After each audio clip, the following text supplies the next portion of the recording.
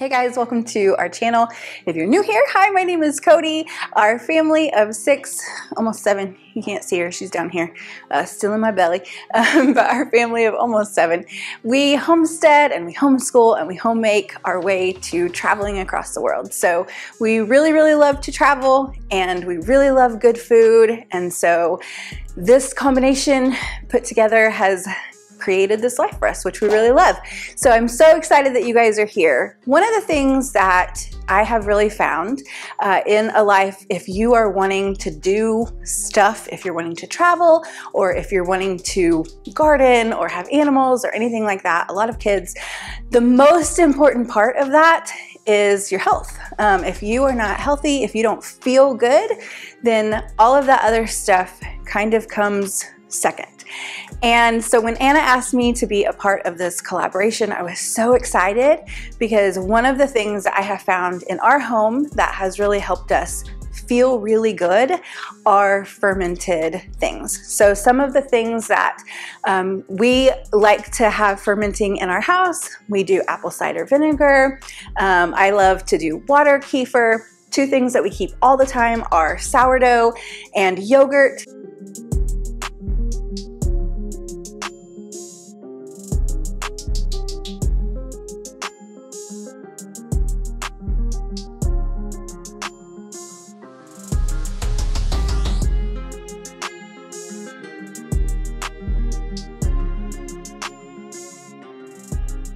You might not think of all of those things in the same way, but they all are fermented foods and they are really good for your body, for your gut especially.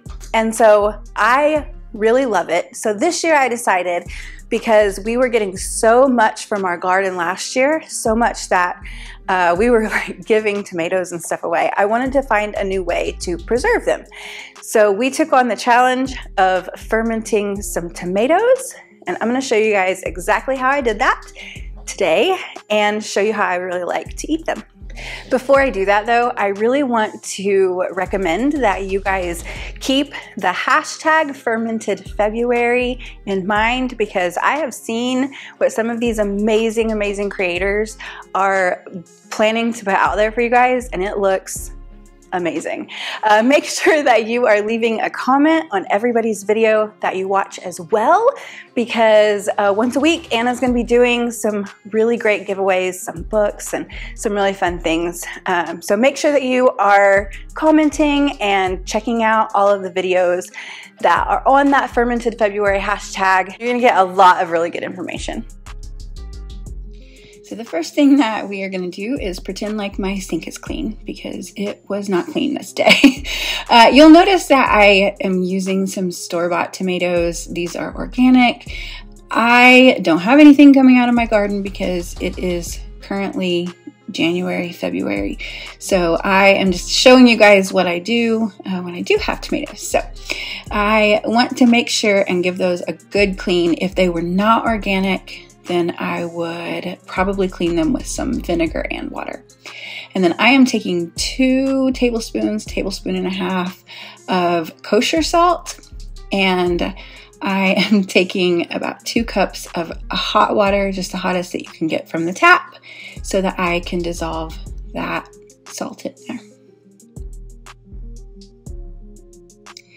Make sure and give that a good mix, just so that you make sure that that's really dissolved. That's going to be really important, because when we ferment this, we're fermenting it in a brine, a salty brine. And then I'm taking a clean jar and putting my clean tomatoes in there. I'm going to do a good layer of tomatoes. Maybe about 1/3 of the way full. And then I'm going to put some peeled garlic cloves right on top of those tomatoes.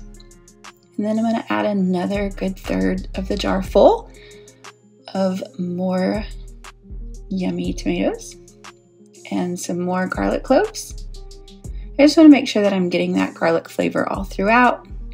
And then I'm going to try to fill up my jar as much as I can, not overflowing, and you'll see why here in just a second. Once I get all of that in there, and I have my salty brine, I'm gonna put as much of that brine as I can get in there. I want to cover those tomatoes really, really well. You'll notice that they start to float, so you do have to weigh those down. So what I did was just took a clean little jam jar. You'll see I made a mess here, and put it on top. I want to make sure and try to get a pretty good seal in there. I had a pretty good airtight seal between the two jars, which was great. And then that is all you're gonna do on day 1. So I set that aside. This is what we're looking at for day 2. You'll notice the salt on the outside because I did not wipe off that jar. And you can see that the color of the tomatoes is starting to change and the water is starting to get some bubbles in there. This is where we're at for day 4. You're gonna put this in here and leave it in for 5 full days. So this is where we're at for day 4. I have lots of little bubbles in there. Those tomatoes are looking a little bit less bright, but they are looking good. All right, we are on day 5 of our fermentation on our tomatoes. So they're actually done. I'm gonna be putting these in the refrigerator because the longer they stay on the counter, the more they will ferment, and these will turn into alcohol pretty quickly, which we do not want. We just want that like tangy effervescence that you get from a fermented vegetable or fruit. So we're gonna give these a taste. One of my favorite ways to eat them, honestly, is to just pop them in my mouth. They're so delicious. But then another really great option is you can make bruschetta out of it. So I have some homemade sourdough, and we are going to chop some of these up, throw them with some olive oil, and eat them on our toasted homemade sourdough. And that is going to be my lunch for today, and I'm very excited about it. So once I hit day 5, these guys are ready to eat or put in the refrigerator. They will turn to alcohol pretty quickly, so you do want to get them in the refrigerator after day 4. So I am just heating up my cast iron skillet here, buttering up a nice piece of fresh sourdough, and I'm going to get that down and toasting. The next part is really the most fun part for me. You get to fish out these little tomatoes. So they have like an effervescence, they're tangy, they're kind of salty, and they are, I am telling you what, so good to just snack on their own. Here I'm gonna make kind of like a bruschetta. I started out quartering and then ended up having these tomatoes up. And I'm gonna mix them with a little bit of fresh garlic, well, minced garlic, and a little bit of olive oil. They do have a garlicky flavor, but I just still like to add some more to it.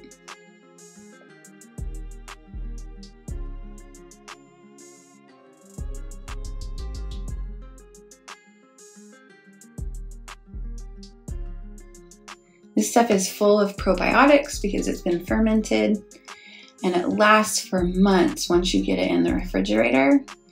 So it's a really, really great way to have a fresh bite of tomato for months after you stop getting tomatoes from your garden. And I really, really love that. So my bread's all toasty and warm, and my tomatoes are nice and cool. I'm gonna add just a little bit of garlic, stir that around, add a little bit of olive oil, stir that around, and make my lunch. This is also super tasty if you get some mozzarella cheese and melt that on the sourdough before you put the tomatoes on top. Adding a little bit of cream to it is always a good move. So this is how I am going to enjoy my delicious fermented tomatoes. In February, it's so nice to have that bite of brightness and summer when we've been stuck inside for months. Thank you for being a part of our fermentation journey this month. Thank you, Anna, for inviting us all on this journey with you and for teaching us so much. And I will see you guys next time. Thanks for watching.